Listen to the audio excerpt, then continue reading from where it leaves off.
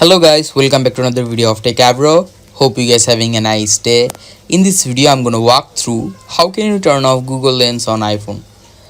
So guys, just go to your settings at first, then scroll down and go to privacy and security, this option, and here you can see photos. Click on it. After clicking photos, here you can see Chrome or Google. Just go there and click on none. Now after that, go back and go to camera. Here you can see camera from privacy and security. Click on that and just toggle on Google. Here you can see it is already toggled off, and that's how you can turn off Google Lens on iPhone.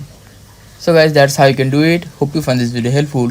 If you find this video helpful, then give a thumbs up and don't forget to subscribe to Techavro.